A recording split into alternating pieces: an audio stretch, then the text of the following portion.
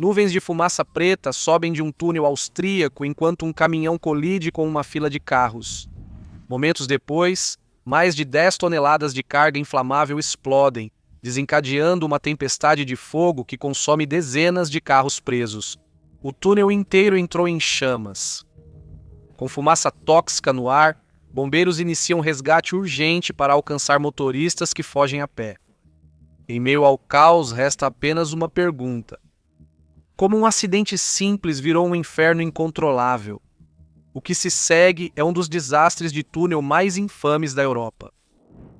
Ao amanhecer de 29 de maio de 1999, a família Strel, composta por 4 pessoas, partiu para o que deveria ser umas férias de verão na Itália.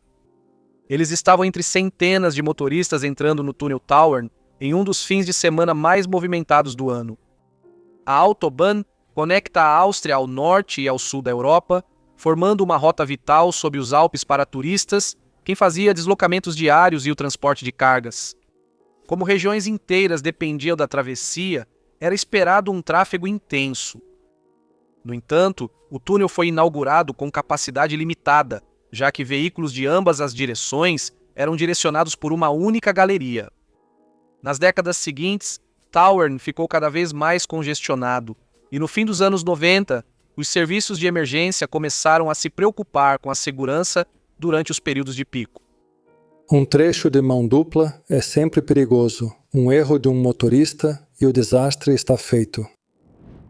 Naquela manhã, a família Strel se vê presa em uma fila ainda maior do que o normal. O carro deles avança várias centenas de metros dentro do túnel quando o trânsito para de repente em um semáforo temporário de obras. Entramos devagar porque havia um comboio do lado esquerdo, depois veio o semáforo e tivemos que passar para a direita. Segundos depois, Hermann Strel vê um caminhão de 40 toneladas acelerando pelo retrovisor. Ele avança em alta velocidade contra a fila parada, arrastando vários veículos por mais de 25 metros pela estrada. Eles só param quando atingem a parede do túnel e um caminhão parado ao lado do carro de Strel. Ele vê 2 desses veículos sendo esmagados pela carreta do caminhão, com passageiros dentro. O impacto danifica os tanques de combustível deles e derrama gasolina pela estrada. Momentos depois, ela pega fogo. Enquanto Strel verifica sua família, as chamas começam a se espalhar entre os veículos destruídos e o fogo rapidamente consome um caminhão que transportava milhares de latas de tinta em aerossol inflamável. O calor aumenta rapidamente. Uma a uma, as latas começam a explodir dentro do reboque, fazendo explosões varrerem o túnel. Alguns motoristas acreditam que o próprio túnel está desabando. Na realidade, cada explosão espalha as chamas ainda mais pelo trânsito congestionado, desencadeando uma reação em cadeia que transforma o túnel em um inferno incontrolável. Nuvens de fumaça preta e densa rapidamente preenchem o túnel, subindo em direção ao teto, onde bloqueiam as luzes do teto. Com a visibilidade desaparecendo, o pânico se espalha pelo trânsito preso. Havia gritos no túnel e chamas brilhantes por toda parte. Então, de repente, ficou completamente silencioso. A fumaça simplesmente passou por cima da gente. Alguns motoristas dão ré para fugir do acidente, enquanto outros abandonam seus veículos. Mas, na escuridão quase total, muitos sobreviventes não fazem ideia de qual direção leva para fora, muito menos onde estão as saídas de emergência mais próximas. A família Strel foge para o norte, longe das chamas, tateando as paredes do túnel em direção à saída. Enquanto fazem isso, os sensores automáticos de incêndio do túnel disparam um alarme que alerta os socorristas próximos. Mas, a vários quilômetros dali, na entrada sul, o tráfego continua entrando no túnel, completamente alheio ao caos que se desenrola à frente. Pior ainda, os semáforos temporários continuam verdes e continuam direcionando veículos para o engarrafamento que se forma ao redor do local do acidente. Um deles é o caminhoneiro Franz Grünkrantz, que entra no túnel como parte de um comboio de caminhões e só percebe que algo está errado depois de ouvir avisos pelo rádio em meio a chiados. Não havia sinal de que algo estava errado.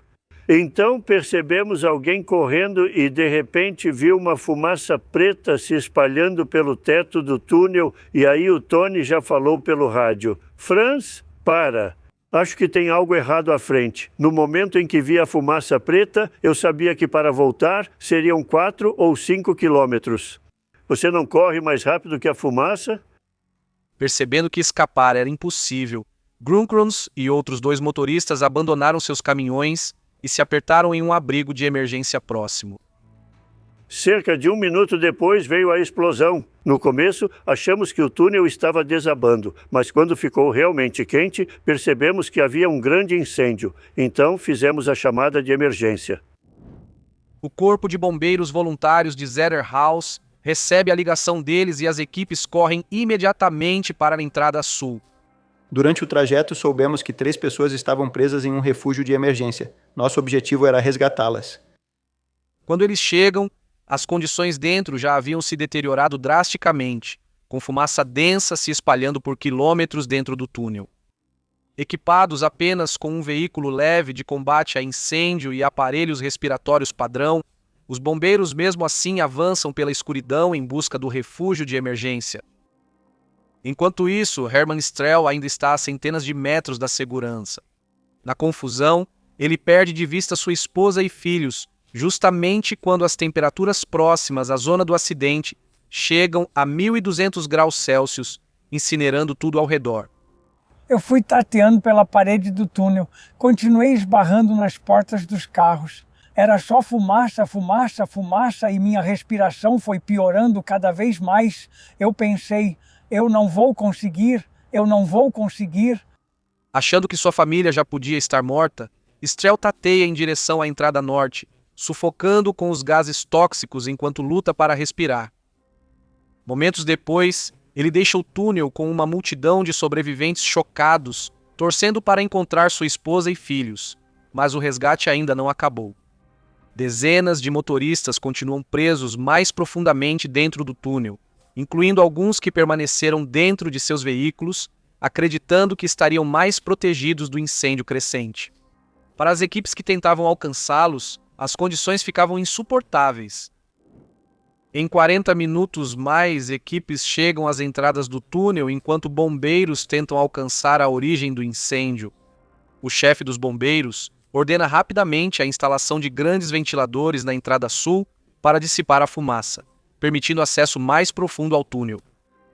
No entanto, uma vez lá dentro, eles descobrem que trechos do teto estão desabando, incapazes de suportar o calor intenso e as ondas sonoras repetidas das latas de tinta explodindo. Temendo que todo o túnel possa implodir, os socorristas são forçados a recuar. Para os 3 motoristas presos no refúgio de emergência, é um aviso para se prepararem para o fim. Felizmente, os voluntários de Zetterhaus tentam um segundo resgate pela entrada sul. Levando capuzes de fuga, eles voltaram ao túnel e checaram os abrigos de emergência em busca de sobreviventes presos. Finalmente, eles chegam ao refúgio de emergência 47. Lá dentro, Grunkranz e os outros 2 motoristas ainda estão vivos. Disseram pra gente que os bombeiros tiveram que recuar porque o calor estava intenso demais. Foi aí que nós 3 aceitamos, ok, acabou pra gente. Acho que talvez mais 10 ou 15 minutos e nenhum de nós teria sobrevivido. Apesar do resgate, os bombeiros ainda não conseguem se aproximar do centro do incêndio. Grandes trechos do túnel agora estão bloqueados por veículos em chamas, incluindo dezenas que continuaram entrando no túnel depois que o incêndio começou. Nas horas seguintes, os bombeiros apagaram lentamente os veículos em chamas enquanto tentavam alcançar a origem do incêndio pela entrada sul. Coordenar as operações do Portal Sul já era um desafio grande o suficiente quando as equipes exaustas relataram que precisavam de uma nova estratégia. Quando os primeiros socorristas saíram, eles disseram que estava queimando como um inferno lá dentro. Era um calor de fogo que você não conseguia suportar nem de longe. No meio da manhã, os comandantes notaram que as equipes não podiam mais avançar com segurança pela entrada sul. Em resposta, eles inverteram o sistema de ventilação do túnel e começaram a combater o incêndio pelo lado norte. Enquanto as equipes avançavam, as paredes continuavam irradiando calor ao redor. Veículos queimados alinhavam a estrada e discos de metal retorcidos batiam sob suas botas. Só mais tarde eles perceberam que eram os aros de alumínio derretidos das rodas dos carros destruídos. Adiante estava o caminhão destruído que levava as latas de aerossol. Quando chegaram até ele, finalmente entenderam a dimensão do desastre. Elas explodiram uma após a outra. Não foram só os pneus, as latas de spray detonaram continuamente. Só vimos isso depois. Quando esse tipo de carga pega fogo, tudo explode. Em um túnel é ainda pior porque a pressão não tem para onde escapar. Fora do túnel, equipes de emergência atendiam sobreviventes queimados e com grave inalação de fumaça, enquanto famílias buscavam parentes desaparecidos. Para Herman Strel, uma voz familiar de repente se destacou no meio da confusão. Sua esposa e seus 2 filhos conseguiram escapar do túnel muito abalados, mas vivos. Mas nem todos tiveram a mesma sorte. Um jornalista no local recordou depois um motorista que se separou do irmão na fuga. Um motorista e seu irmão conduziram um comboio de caminhões de Creta. Quando o incêndio começou, ambos abandonaram o caminhão e correram. Mas então o irmão de repente percebeu que havia esquecido os papéis. Ele voltou para pegá-los. Nunca mais foi visto. Os bombeiros continuaram combatendo o incêndio até as primeiras horas do dia 30 de maio, quase 20 horas após a colisão inicial. Nos dias seguintes, eles encontraram vários restos humanos ao remover destroços e monitorar novos focos de incêndio. Diversas vítimas estavam tão queimadas que só foram identificadas por análise de DNA. O perturbador saldo humano levantou questões urgentes sobre como um acidente de trânsito rotineiro saiu do controle de forma tão catastrófica. Grande parte da investigação concentrou-se no próprio túnel. Taurin havia sido originalmente projetado como uma travessia de 2 galerias, separando o tráfego norte e sul em tubos diferentes. Mas, apesar do congestionamento crescente, o segundo túnel foi repetidamente adiado e, no final, nunca foi construído. Apenas 2 meses antes do desastre de Tauern, no entanto, 39 pessoas morreram em um incidente semelhante quando um caminhão pegou fogo dentro do túnel do Mont Blanc, na fronteira entre França e Itália.